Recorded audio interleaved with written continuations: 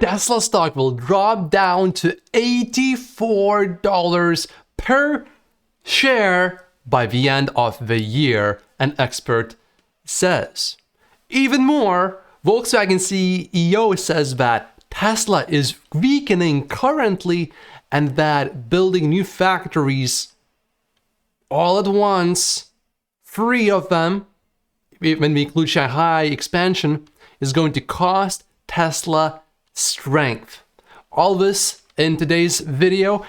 These two are extremely related, and you will see by the end of the video, which will take me 5 to 10 minutes to explain how all this matters to Tesla investors, and you will then see whether those comments actually are worthy of paying attention to, or is it just noise? And we had so much noise. I'm a Tesla investor. I only own Tesla stock when it comes to publicly traded stocks, so this is extremely relevant to me when someone says, you know, the stock is going to drop down to $84 per single share. That does not make me feel good when I hear comments like that, or comments that Tesla is weakening. So let's get into this and let's find out what the hell is going on here. We will go back to 2017, which is when this article on Financial Times has been published. And here, CEO of Volkswagen, same CEO, Herbert Diess, said that anything Tesla can do, we can surpass. 5 years later, these comments, well, we will evaluate them today. We will see what cars Volkswagen is producing and how it's holding up. So let's take a look at a model that Volkswagen has available right now, ID4. This is in the US. Let's build and reserve the ID4. And we want to do a fair comparison. So we're going to get the highest trim right here. This is going to be the most similar to Model Y. We will then want to make sure we get the faster engine just to make the comparison a little bit more fair. And so far we got $52,000, and the 0 to 60 miles per hour is 5.8 seconds. Not too bad for 52,600 United States dollars. Now on the website, they make it ridiculously hard to find the range, and I couldn't find the range. All I could find was just the kilowatt, how much energy there's in the battery. There's no range on the website. Why do you not put the range? And this is why. Because all-wheel drive Pro now rated at an EPA estimated of only 251 miles of range. That is so little. So with Model Y, the cost is going to be $66,000 basically, which is substantially more, but you get 27% more range, which, by the way, those extra almost 70 miles is going to be all basically usable range. So even though it only looks like not that much, you will feel the difference when you actually use the car. 250 miles, that's just too little. It's just like the lowest of the low that you want to get. And the car is, of course, a lot faster. So if Tesla had to drop the specs down to what Volkswagen is offering, they could easily match the price, and we know how profitable Tesla vehicles are. So that's easy. Volkswagen is not doing anything better than Tesla here. So what was that? Anything Tesla can do, we can surpass, and this was in 2017. Yeah, that's not happening. But if this was not enough to convince you, let me show you something that will totally change your mind. So here, of course, we got the Model S Plaid for $136,000. That's the purchase price. We got almost 350 miles of range, pretty good. And the speed is insane. It's under 2 seconds. An equivalent model from Porsche, which is basically Volkswagen, it's just a different brand that they have under the same company, is $188,000. A lot more. And again, it's so hard to find the ranges of these cars because ranges suck. So I had to Google this to actually find it quickly. And of course, it's only 212 miles EPA. What? This is nowhere near. And on top of all this, the Taycan is much slower. It's only 2.6 seconds.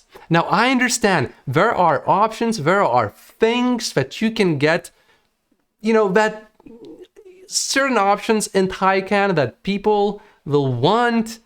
For example, like full self-driving. You would want that in a Porsche Taycan. Unfortunately, you will never get that. That's just the reality.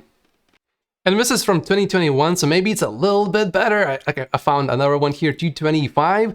The point is, it sucks. Whether it sucks a tremendous amount or a tiny little bit less does not really make a difference. It sucks. And the price is much more.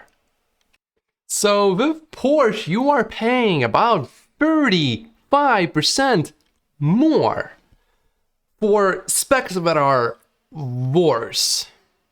Oh, but it gets even funnier. I should have started with this one. Electrek reported in 2018. Volkswagen CEO says they will have EVs as good as Tesla's for half the price by 2020. Well, it's 2022, and what I see are EVs from Volkswagen that are a lot worse for a lot more. Basically the exact opposite of whatever Diess was trying to say here. And now Diess is making this claim that Tesla will be vegan by ramping up to 3 gigafactories simultaneously. That's going to take strength out of him. So somehow expanding your production makes you weaker? Well, Herbert, I have news for you. You are expanding your production. You are building new things. That means you are getting weaker. I'm just using your logic, using your words, and I am applying it to you. That means the more cars you make, the more factories you build, the weaker Volkswagen will be. So at this pace, because you are trying to expand, because you are trying to grow, you will be bankrupt. Based on your logic. Now, me personally, I think Volkswagen is in a fairly decent, like compared to all the other legacy automakers, Volkswagen is in a pretty decent place, not in a very good place, I don't think, but I think they're doing just a tiny little bit better than all the other automakers. But these comments, they should make you question anything that you hear from him ever again, because the track record shows we cannot trust Diess. His comments are basically meaningless. The only thing that I can find why Tesla is weakening is this. Tesla workers forced back to office struggle to find desks, battle weak Wi-Fi. Yeah, that's pretty fair, I think, reporting right there. And it's happening because everyone's coming back to work and we're finding out that there's a lot more people working for Tesla now before COVID shut down. So yeah, those things are gonna happen and they will solve those very quickly. So no worries here. I bought my first Tesla shares in 2019. It was early 2019. And you want to go back. When you hear negativity about Tesla today, and we're gonna get back to $84 per share by the end of the year comment. We're going to get into that in just a moment, but I just want to show you in 2018, this is what we had. Sell Tesla shares because BMW, Audi, competition is coming. JP Morgan, 2018, April 20th. I just realized, April 20th. Maybe this whole article was a joke, but I don't think so. I think they were pretty serious here. You just saw this every single day. It's just nonsense. And they're saying here, we met with Audi, which appeared the most aggressive over the near term, targeting the debut of a 310-mile range e-tron vehicle sized between Q5 and Q7 with an €80,000 price tag. He wrote, these range, size, and price configurations seem designed to go toe-to-toe with the Tesla Model X. Well, this is still Volkswagen Group, and we know where Volkswagen is, and it's nowhere near anything comparable to Tesla, really. And now, for my favorite article of the day, too much competition in electric cars means Tesla stock will drop to $84 by the end of 2019, which is less than $20 per share when we adjust for the stock split. This was in 2018, April 11th. The real issue we have with Tesla is competition, Johnson says. He says by 2022, there will be more than 100 electric cars on the market. Maybe they are on the market, but they're not being produced, is the issue. Year-end 2019, we think the stock will be $84, Johnson told CNBC.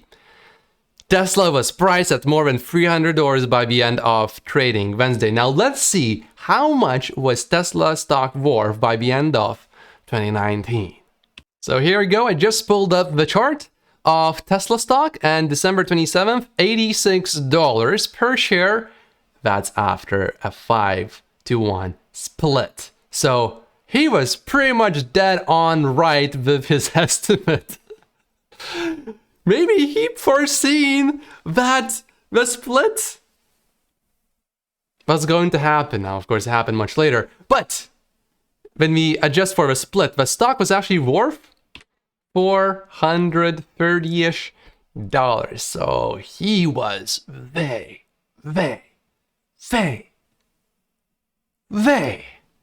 did I say way?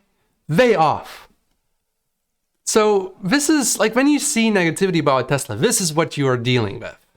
You have to know their track record, and his track record sucks, just like Herbert Diess's track record sucks. It's not trustworthy, it's not reliable. Don't listen to them, just ignore them and choose people to listen to that have a track record, that have successfully invested in Tesla stock. Listen to them. And if you thought we were done with the Volkswagen ID, oh, we are not. Let me show you some of the things that you will totally hate about that car if you decide to make such a poor decision and buy one. Although, full disclaimer, if you're going to get it, and that's the only one that you can afford, that's still going to be much more better than any gasoline car that you can get. So this is just comparing this model with Tesla specifically. Backup camera, considering this is like a 2021 very brand new vehicle. Yeah, it's like, here's the future. Also, we're using crappy old Porsche reverse cameras. And we do have ambient lighting options in the infotainment, and the ambient lighting actually looks pretty cool at night. So I'm driving this thing at night, and this stuff's not even illuminated. And then So what you see here is where you need to adjust the temperature, like it's not really a button, it's like a touch area to adjust your temperature and things like that. You can't see that at night. That's a little bit of a problem. I'm not saying that Tesla is with Tesla, the way you want to adjust your temperature, if you want it the easy way, is you just speak and you just say it, because if you're trying to go through the screen, I have Model 3 all-wheel drive, and it's just, I don't like adjusting the temperature when I'm driving. Absolutely not. It's not very good, I will say that. But if you just speak it, if you just say, set the temperature, lower the temperature by 5 degrees, boom, it works every single time. 9 times out of 10. Yeah. So it's still not perfect, but it's pretty damn good. hey ID, hello ID, blower speed up. Oh, blower speed.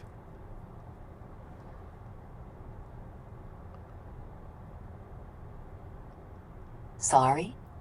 Turn up the blower speed.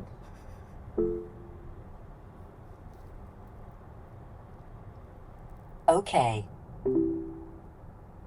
It turned it off. You can talk to this car, but I wouldn't recommend it. Let me get into my, okay, it's really hot, It's hold on. really hot now.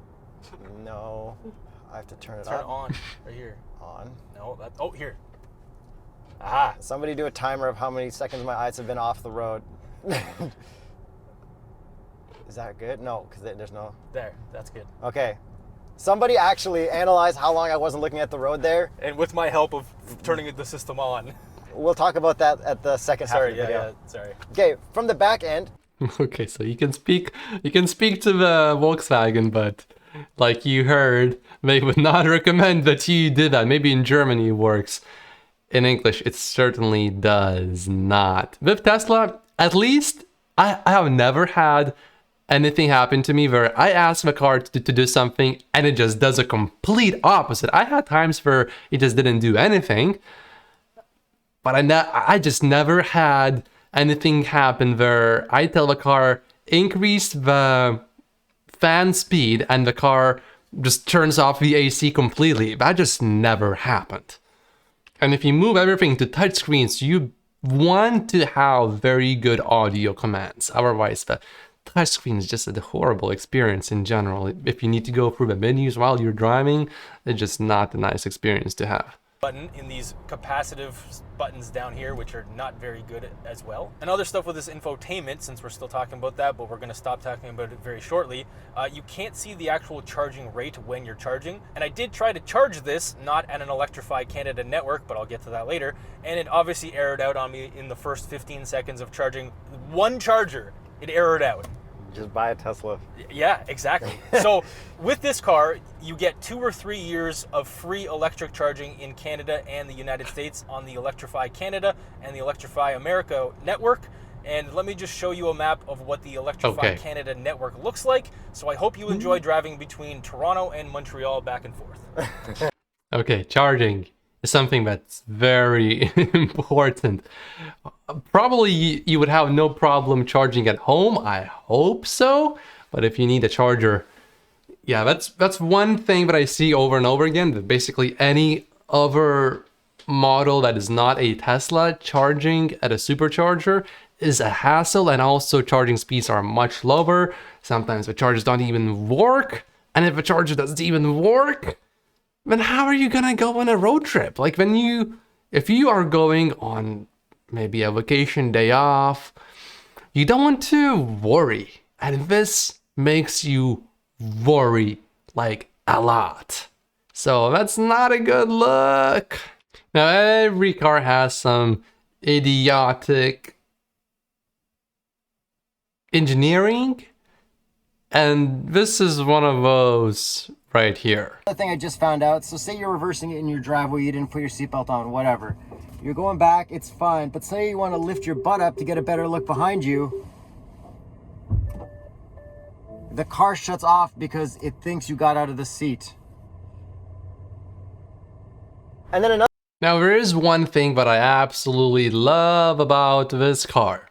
It's not too obtrusive. I like that it moves with the steering wheel, so you're never like, this is like an obvious solution to a major problem in cars. Is that depending on how tall you are, you might just not get to see your gauges. Oh, I see. So it moves with So it the always moves. You always have the same space. Right? And that one thing took me watching a few videos just to find something that, oh yeah, that's really good. So I'll give credit where credit is due. That feature is definitely good. I'm a little bit taller, so I would really appreciate that. But guess what? In Model 3 or Model Y, you don't really need that because you don't have a screen in front of you, which I guess is not a very good thing. At least I think Tesla should add an option to have the heads-up display. I understand that would increase the price and that would increase the complexity. So as an investor, should they do it or should they not? I have mixed feelings about that as an investor, but as a Tesla car owner, I want that heads-up display. The screen on the right side is fine for the speed and everything, but I would just overall, any car I get into that has the gauges in front of me, I don't really like it that much compared to a heads-up display. So if you're not going to have a heads-up display right in front of you, I would really appreciate if we could have, if you can't have a gauge display, I would really appreciate to have a heads-up display. Even if I had to pay $2,000 extra for that option, I would pay for that. But I understand that would increase the complexity to build the car, so maybe no. And by the way, I believe Tesla will double despite the recession, and the stock price will also go up. So watch those two videos. They're in the description and on the channel. Watch those There are very good reasons for that. Make sure that you watch those. I'll see you right there. Thank you.